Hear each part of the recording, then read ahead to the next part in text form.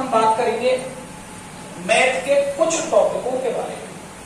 देखो, सबसे पहले बच्चों की कमी होती है अर्थमेटिक मैथ को सॉल्व किन किन सूत्रों के माध्यम से सॉल्व किया जाए, सूत्रों को कैसे याद रखा जाए।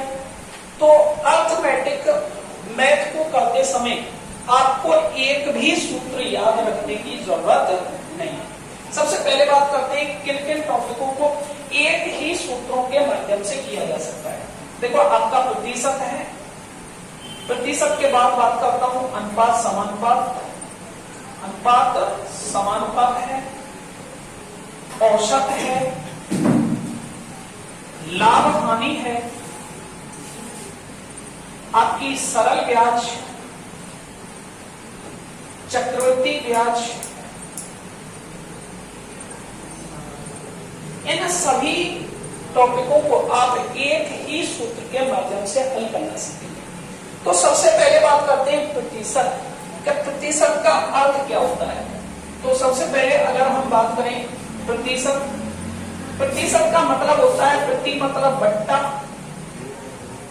और शत मीन्स होता है 100, यानी कि 1/100। किसी राशि के पूर्ण मान का एक भाग प्रतिशत कहलाता है और पूर्ण मान होता है उसका 100%। कितना होता है? 100%।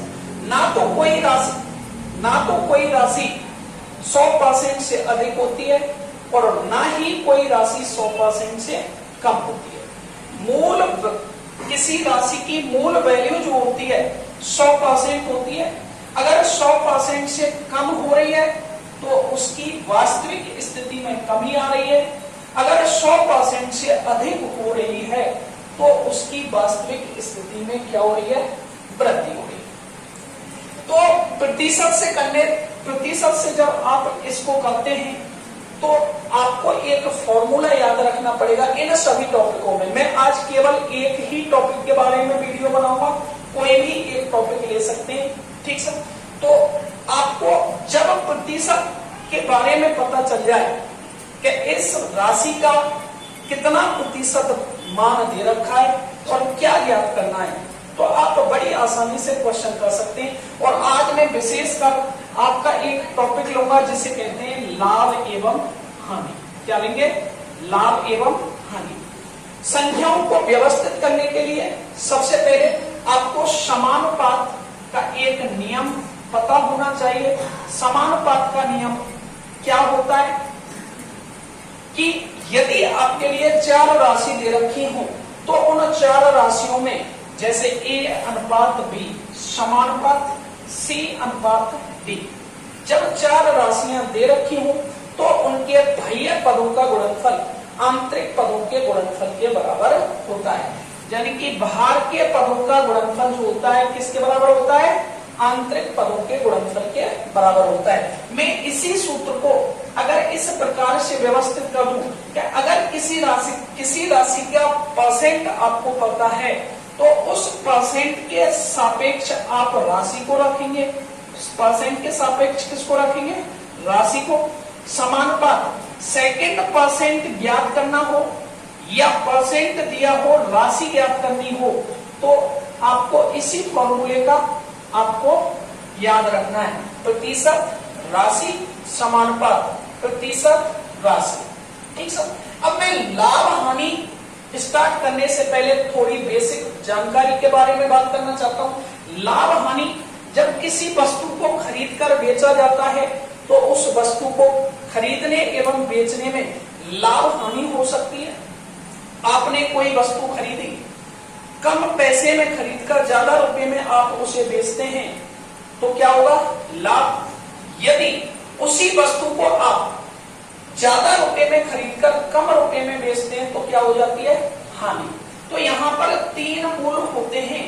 एक तो होता है वस्तु का क्रय मूल्य। क्या होता है? क्रय मूल्य। एक होता है विक्रय मूल्य, ठीक। सबसे पहले इन दोनों मूल्यों पर बात करते हैं। क्रय मूल्य क्या होता है? विक्रय मूल्य क्या होता है? क्रय मूल्य होता है वस्तु का वास्तविक मूल्य या 100% मूल्य। क्रय मूल्य किसी वस्तु का जो भी मूल्य दे रखा है वो क्रय मूल्य। और उस वस्तु का कितने प्रतिशत मूल्य होता है, 100% मूल्य होता है, जबकि विक्रय मूल्य का मान 100% से अधिक भी हो सकता है। नमस्कार दोस्तों, अंकित YouTube चैनल पर आपका हार्दिक स्वागत है। आज हम बात करेंगे मैथ के कुछ टॉपिकों के बारे में। देखो, सबसे पहले बच्चों की कमी होती है अर्थमेटिक मैथ को सॉल्व, किन किन सूत्रों के माध्यम से सॉल्व किया जाए, सूत्रों को कैसे याद रखा जाए। तो अर्थमेटिक मैथ को करते समय आपको एक भी सूत्र याद रखने की जरूरत नहीं है। सबसे पहले बात करते हैं किन किन टॉपिकों को एक ही सूत्रों के माध्यम से किया जा सकता है। देखो, आपका प्रतिशत है, प्रतिशत के बाद बात करता हूं अनुपात समानुपात, अनुपात समानुपात है, औसत है, लाभ हानि है, आपकी सरल ब्याज, चक्रवृद्धि ब्याज। इन सभी टॉपिकों को आप एक ही सूत्र के माध्यम से हल करना सीखेंगे। तो सबसे पहले बात करते हैं प्रतिशत। प्रतिशत का अर्थ क्या होता है? तो सबसे पहले अगर हम बात करें प्रतिशत, प्रतिशत का मतलब होता है प्रति मतलब बट्टा, और शत मीन्स होता है 100, यानी कि 1/100। किसी राशि के पूर्ण मान का 1 भाग प्रतिशत कहलाता है, और पूर्ण मान होता है उसका 100%। कितना होता है? 100%। ना तो कोई राशि 100% से अधिक होती है और ना ही कोई राशि 100% से कम होती है। किसी राशि की मूल वैल्यू जो होती है 100% होती है। अगर 100% से कम हो रही है तो उसकी वास्तविक स्थिति में कमी आ रही है। अगर 100% से अधिक हो रही है तो उसकी वास्तविक स्थिति में क्या हो रही है? वृद्धि हो रही है। तो प्रतिशत से जब आप इसको करते हैं तो आपको एक फॉर्मूला याद रखना पड़ेगा इन सभी टॉपिकों में। मैं आज केवल एक ही टॉपिक के बारे में वीडियो बनाऊंगा, कोई भी एक टॉपिक ले सकते हैं, ठीक है। तो आपको जब प्रतिशत के बारे में पता चल जाए कि इस राशि का कितना प्रतिशत मान दे रखा है और क्या ज्ञात करना है, तो आप बड़ी आसानी से क्वेश्चन कर सकते हैं। और आज मैं विशेषकर आपका एक टॉपिक लूंगा जिसे कहते हैं लाभ एवं हानि। क्या लेंगे? लाभ एवं हानि। संख्याओं को व्यवस्थित करने के लिए सबसे पहले आपको समानुपात का एक नियम पता होना चाहिए। समानुपात का नियम क्या होता है कि यदि आपके लिए 4 राशि दे रखी हो तो उन 4 राशियों में जैसे A/B समानुपात C/D, जब 4 राशियां दे रखी हो तो उनके बाह्य पदों का गुणनफल आंतरिक पदों के गुणनफल के बराबर होता है। यानी कि बाहर के पदों का गुणनफल जो होता है किसके बराबर होता है? आंतरिक पदों के गुणनफल के बराबर होता है। मैं इसी सूत्र को अगर इस प्रकार से व्यवस्थित कर दूं कि अगर किसी राशि का परसेंट आपको पता है तो उस परसेंट के सापेक्ष आप राशि को रखेंगे। परसेंट के सापेक्ष किसको रखेंगे? राशि को। समानुपात सेकंड परसेंट ज्ञात करना हो या परसेंट दिया हो राशि ज्ञात करनी हो तो आपको इसी फॉर्मूले का आपको याद रखना है। प्रतिशत राशि समानुपात प्रतिशत राशि, ठीक सर। अब मैं लाभ हानि स्टार्ट करने से पहले थोड़ी बेसिक जानकारी के बारे में बात करना चाहता हूं। लाभ हानि, जब किसी वस्तु को खरीद कर बेचा जाता है तो उस वस्तु को खरीदने एवं बेचने में लाभ हानि हो सकती है। आपने कोई वस्तु खरीदी, कम पैसे में खरीदकर ज्यादा रुपए में आप उसे बेचते हैं तो क्या होगा? लाभ।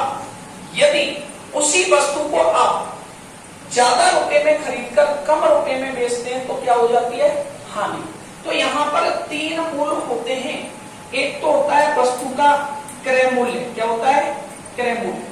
एक होता है विक्रय मूल्य ठीक। सबसे पहले इन दोनों मूल्यों पर बात करते हैं।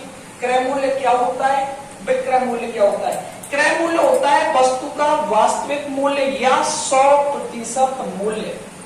क्रय मूल्य किसी वस्तु का जो भी मूल्य दे रखा है वो क्रय मूल्य, और उस वस्तु का कितने प्रतिशत मूल्य होता है, 100% मूल्य होता है।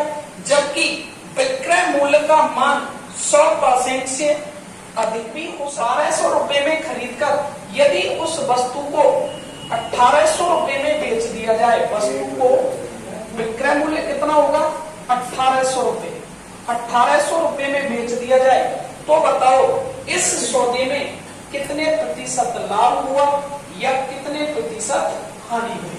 तो देखो क्रय मूल्य कितना है, 1200। अब 1200 पर परसेंट कितना हो जाएगा, 100%। ये क्रय मूल्य 100% वैल्यू होती है।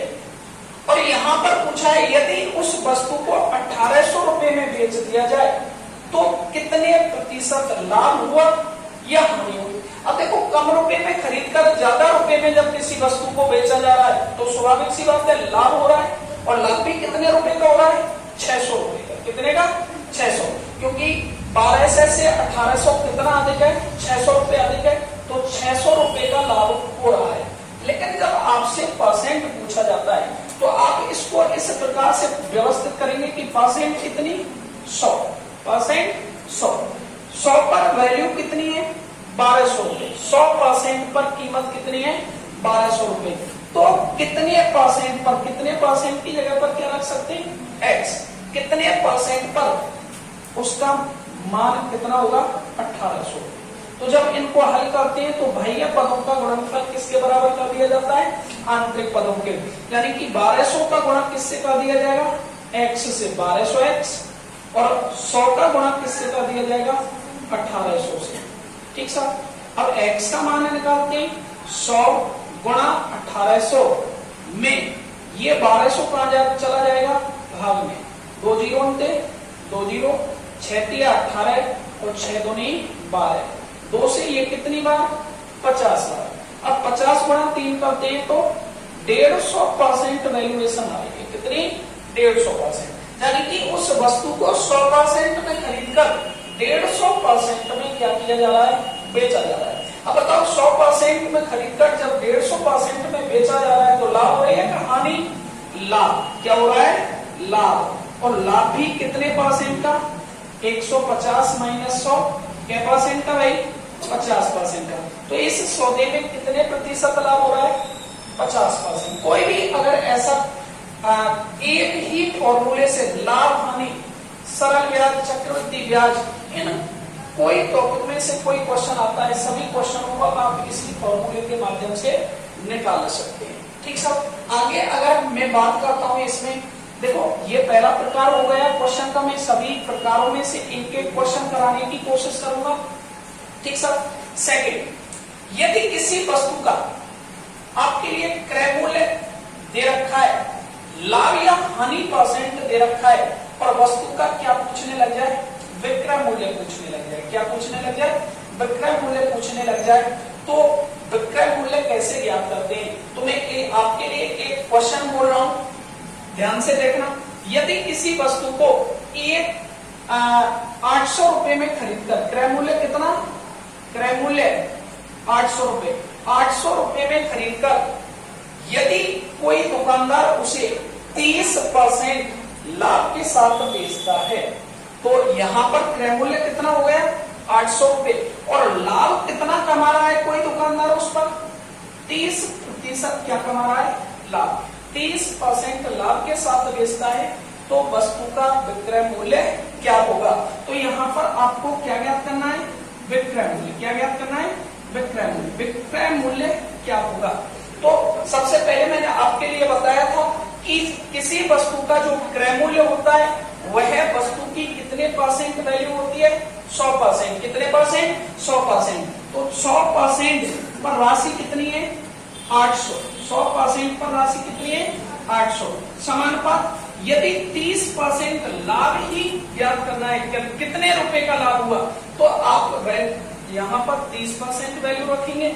और अगर आपसे विक्रय मूल्य पूछा है तो 100% वैल्यू तो उसकी थी 30% और ऐड हो गई, तो आपको कितने परसेंट रखना है? 130%। तो यहाँ पर आप 130% रखेंगे। 130% पर उस वस्तु की कीमत क्या होगी? तो यहाँ पर अगर आप देखते हैं कि बाह्य पदों का गुणनफल किसके बराबर होता है? आंतरिक पदों के गुणनफल के। तो 100x बराबर 800 गुणा 130। यदि x का मान ज्ञात करते हैं तो 800 गुणा 130 बटा 100। 2 जीरो होते 2 जीरो, 13 अट्ठे 0, 8 24, 2 1040 हो गए। तो उस वस्तु का